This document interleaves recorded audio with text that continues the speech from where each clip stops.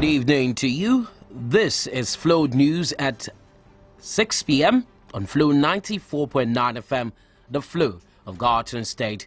My name is Temple Barrah. Here are the headlines. National Assembly passes June 12 as Democracy Day. INEC shifts Kogi, Bayelsa governorship post to November 16th. Abia State government promises unjudicious application of $200 million World Bank loan. And on the foreign news, Sudan sacks 40 overseas diplomats for not showing up at work. The details will come to you shortly.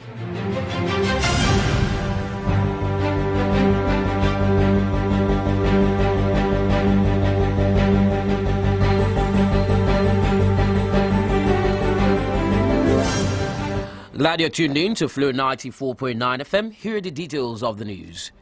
The National Assembly has passed the amendment to the National Holiday Act to move Nigeria's Democracy Day from May 29th to June 12th. The Senate plenary today passed the amendment in concurrence with the House of Representatives, which approved the new date earlier in December 2018. The passage followed the adoption of a report by the Majority Leader, Senator Ahmed Lawan, for the Senate to concur with the House. Senate has confirmed Godwin Emefiele as governor of the Central Bank of Nigeria for a second term of 5 years. This followed the adoption of the report of the Senate Committee on Banking, Insurance and Other Financial Institutions presented by Senator Rafiu Adebayo during today's plenary. In his remarks, the Senate President Bukola Saraki urged the CBN governor to use his second term to improve Nigeria's economy. On behalf of the Senate, let me congratulate the governor of the Central Bank, Mr. Godwin Emefiele, on the renewal of his appointment. We wish him a useful 5 years and we'll use the opportunity to continue to provide support to ensure that the economy of our country continues to improve and address the most important area of ensuring the macroeconomic stability. Emefiele's reappointment came one day after the Senate committee cleared him during a screening session where he was asked some questions relating to the nation's economy. The Senate is calling on the Nigerian government to declare an emergency on employment across the country. This was part of the resolutions by lawmakers during plenary after a series of deliberations on the welfare of Nigerians. The lawmakers also asked the federal government to create more pro-poor social safety nets and dedicate 20% of recovered loot to fund what the government to take other urgent measures to stimulate production and other economic activities to engage young Nigerians.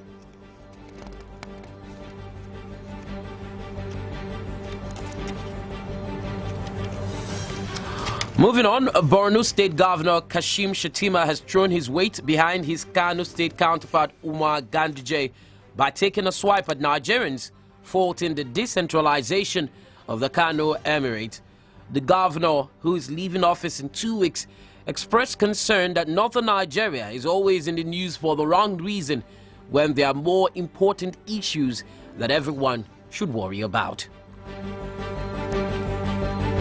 We are provided the recipe for a perfect storm. There can never be peace without development, and there can never be development without peace. So the anticipated demographic bulge, we have the opportunity of turning it into demographic dividends, or it will be the demographic disaster that will consume all of us. And believe me, education provides the best tool for addressing such challenges. People are talking of going to the Mars. The owner of Tesla was talking about flying taxis. The issue in Nigeria now is the balkanization of Kano Emirate into 5 Emirates. That's the topical issue. That's what is bothering us as a people. A relic from the past. What is so special about the emir? The Independent National Electoral Commission has rescheduled the governorship elections in Bayelsa and Kogi states earlier fixed for November 2 by 2 weeks. The commission, which has scheduled elections for Saturday, November 16, 2019, said the timelines for all other activities leading to the elections have also been adjusted to align with the new date.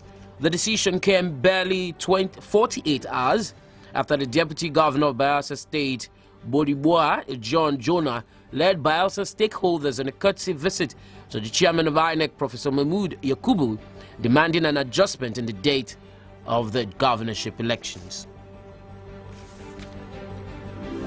Over to the West, Ekiti State Governor Kayode Fayemi has nullified all employments made by the administration of former Governor Ayodele Fayose from July 2018.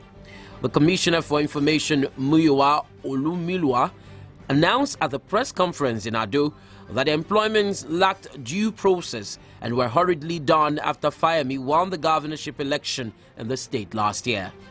The government also placed conditions on other employments dated before the election, saying they would be subject to review and availability of vacancy. People's Democratic Party, PDP in Ekiti State, is describing the sack of over 2,000 workers by the Kayode Fayemi-led administration as an act of wickedness against humanity. In a statement by its publicity secretary, Jackson Adebayo, the party said the All Progressive Congress APC government has proven to be an error in Ekiti. It alleged that the sack of the workers were not only an anti-people policy, but an attrition politics of an irresponsible government. Coming back home, Abia State Commissioner for Works Ezuchi Obani says the $200 million World Bank facility being expected by the state government will be judiciously utilized to construct 506 kilometers of roads and drainage system in different parts of the state. Ubani said in Umuahia while speaking with the newsmen on Governor Kezi Ikpeazu's second-term development agenda on roads. He said that the state will collaborate with the World Bank and Nigeria Erosion Watershed Management Project to execute the two major projects.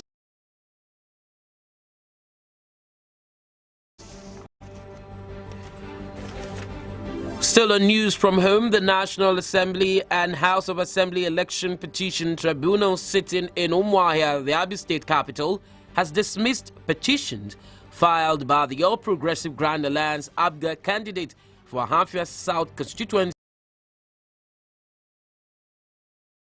of Abia State, Leonard Eme Umezurike, challenging INEC's declaration of the candidate of People's Democratic Party, Ifeanyi Uchendu, as winner of the just concluded March 9th House of Assembly elections conducted in the state. The plaintiff had prayed that the tribunal declares him winner of the election in Ahafia South constituency, adding that the defendant was fraudulently returned by INEC in the elections. However, Umezurike later filed a notice of motion to withdraw the matter, saying that he hurriedly approached the tribunal with the hope of assembling the unit election document with the result sheets, which he was unable to do on time. In her ruling, the three-man panel of the election tribunal, chaired by Honorable Justice A. Aderibibe, granted the application of the ABGA candidate and thereby struck out the case. The All Progressive Congress APC Abia State chapter is questioning the absence of Governor Okezi Ikpeazu from the state since after the 2019 governorship election. Abia APC Publicity Secretary Benedict Gatson, who spoke to newsmen in Umuahia, said it was wrong for the governor not to have transmitted a letter to the State House of Assembly to empower the deputy governor to act in his place in such a long absence from office. You can run the system with your assistant very well, but do the needful. When I mean the needful, the government should be run the way it's supposed to be run, and the Abians should feel the impact of governance. For governor being out for more than a month, people are hungry, staffs are not being paid. I think we frown at that and we believe it's a bad precedent. It's not a good one. Plans are underway to establish a microfinance bank for small and medium enterprises in Aba, the commercial city of Abia State. The immediate past Commissioner for Small and Medium Enterprises Development, Gabriel Iwoko, confirmed this while giving the ministry's scorecard on Flow FM's agenda-setting program, The Impact. The governor has gotten the SME Microfinance Bank for the small and medium enterprises in Aba. That is the key. That is where it's going to start, where the small and medium enterprises, businesses can have access to money at single and very low interest level, single digit. The commissioner disclosed that the bank would assist medium-scale business operators with capitals and other incentives to grow their investment. If the small trader who needs 20,000 naira, 50,000 on a daily basis doesn't have access to money and cannot meet the requirements to go to the bigger banks that will ask for one or two things, collaterals that he or she cannot meet, you have shrunk that business. But if you can multiply the effect of that business, 95% of SMEs do not default. That is a milestone legacy signature product of the governor of Abia State. Flow News at noon. Flow News at 6 p.m. beg your pardon. Continues shortly with business, foreign and sports news. Do stay tuned. From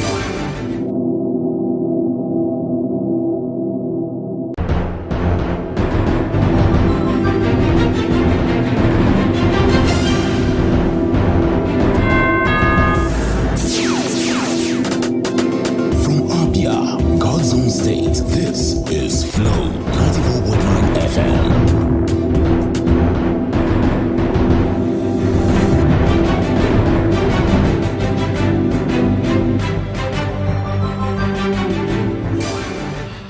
Glad you're tuned in to Flow 94.9 FM's Flow News at 6 p.m.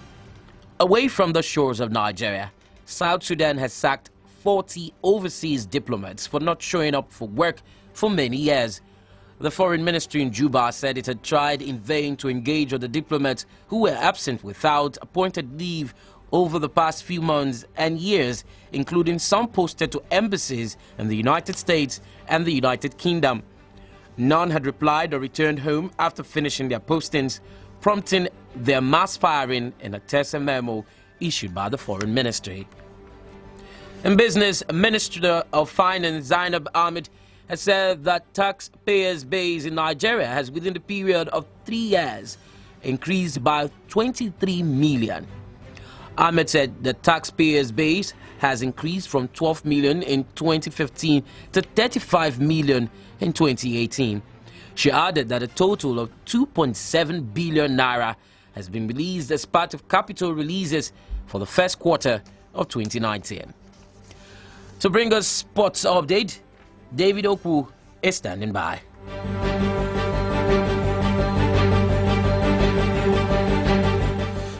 Thanks very much, Tempo. Good evening, all, and welcome to Sports News Update at tea time. We begin with the world of tennis.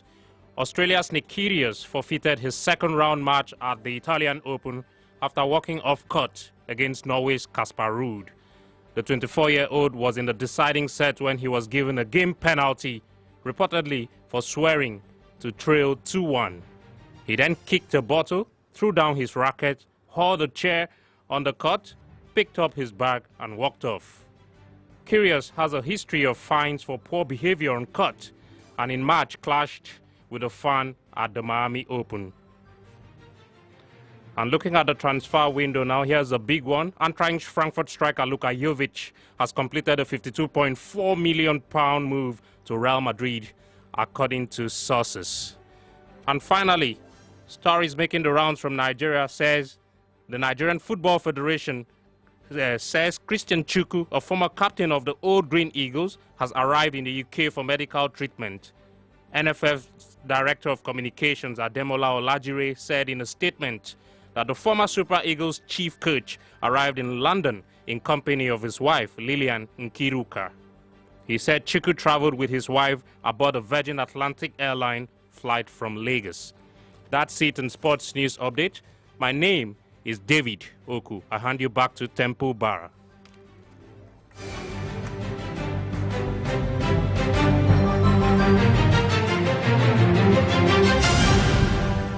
Many thanks, David Oku. To end the news, a recap of our major stories. The National Assembly has passed the amendment to the National Holiday Act to move Nigeria's Democracy Day from May 29 to June 12. The Independent National Electoral Commission has rescheduled the governorship elections in Bayelsa and Kogi states. Abia State Commissioner for Works Izuchi Obani has said that $200 million World Bank facility being expected by the state government will be judiciously utilized to construct 506 kilometers of roads and drainage systems.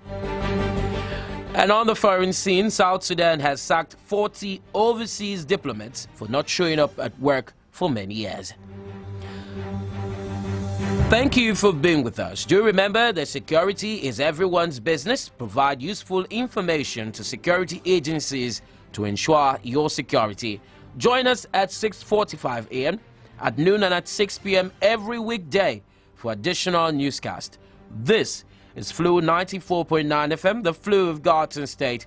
You can send your views or information to flowfmnews@gmail.com or visit www.flownews.com.ng for more stories. This bulletin was edited by Samson Eze. My name is Temple Barrah, and on behalf of David Oku, say thank you for listening and bye for now.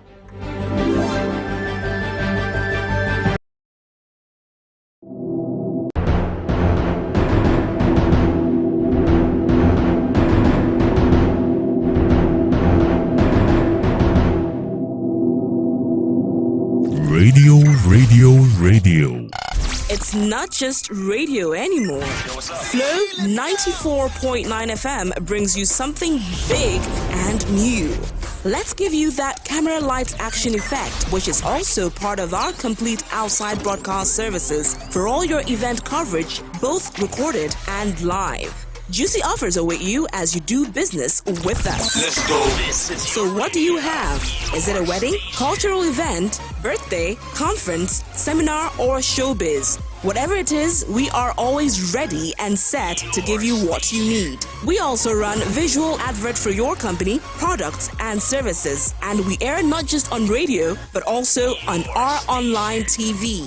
For more information and booking, you can visit Flow 94.9 FM located at 7B Factory Road, Umuahia, or visit our marketing office at Bank of Industry Building, number 1 Constitution Crescent, Asa Road, Aba, Abia State. Or call our marketing team on 0703-160-8029 or 0805-174-5686. Flow 94.9 FM.